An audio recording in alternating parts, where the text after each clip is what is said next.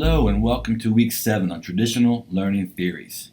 You may notice this chapter occurs quite early in your text, but I've saved it for last because I think after our rich discussions of andragogy and all the theories such as self-directed, experiential, and transformational learning, you'll be better equipped to understand how andragogy fits in with the history of learning theories. So let's buckle up and get ready for a quick tour through traditional learning theories.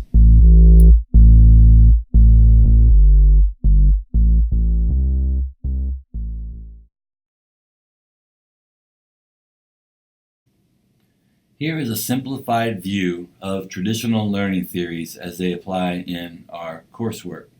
We have instructivism, constructivism, and humanism with the related role of the teacher as being the sage on the stage, guide on the side, and finally peer that is near. Let's take a look into each of these three traditional learning theories and the related role of the teacher. One of the primary theories around the idea of instructivism is behaviorism. It was rather an extreme view that said that learning is really not a mental process at all, but rather simply a result of different stimuli and responses.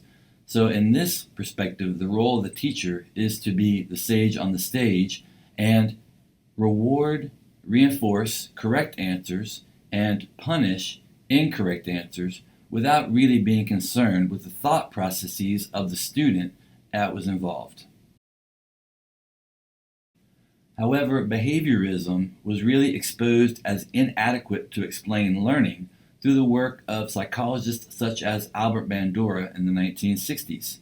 You may be aware of his famous Bobo doll experiments where children were shown to learn simply from observing other models, not through a reward or punishment process on their own, showing there was some role for mental capacities in learning. This social cognitive theory stressed the importance of models for learning, models that were similar in competence, age, challenge, gender, proved to be more effective models to promote learning through observation. This is still instructivist because the role of the teacher is still to be the sage on the stage by providing the appropriate models for students to observe and gather the goals of the lesson. However, these instructivist models were also seen as inadequate to explain the richness and depthness of human learning, as if human learning were helping a rat go through a maze, either through reward and punishment or through modeling. The reality is, much human learning is so complex, such as a pilot learning to fly a complex jet engine, it cannot be explained by simply reward, punishment, or observing models.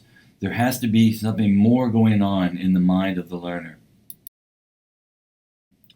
What we learned is that humans create rich mental models of interconnected concepts, ideas, and theories, and from these models they're able to generate new information.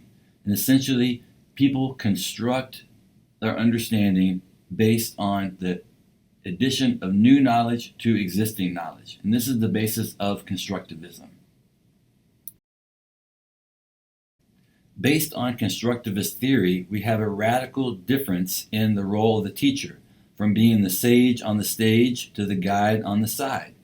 Rather than providing feedback or answers or models for students to follow, the teacher's role is to pose problems, questions that are related to real life to help students create more accurate mental models. Here are two examples of constructivist pedagogies: the KWL chart, where students describe what they know, want to know, and learn, and various formative assessments, such as these minute paper and one-sentence summary.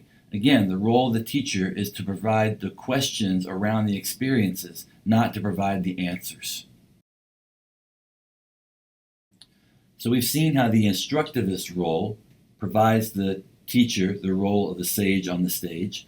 The constructivist role provides the teacher as being the guide on the side. However, the more humanist or whole person approaches, of which andragogy is one, sees the teacher more as the peer that is near. You've seen this term how approaches based on andragogy don't assume that the teacher sets the objective or creates the only standard of assessment. Rather, students are self-directed as they create their goals and self-evaluate their goals. The community is fluid, with everyone serving the common purpose of building knowledge and not one person being the standard of excellence. So this is a more humanistic, andragogical approach to education. So I hope this has been helpful to see how andragogy and our approaches we've studied this term fit in with the broader history of traditional learning theories. Thank you.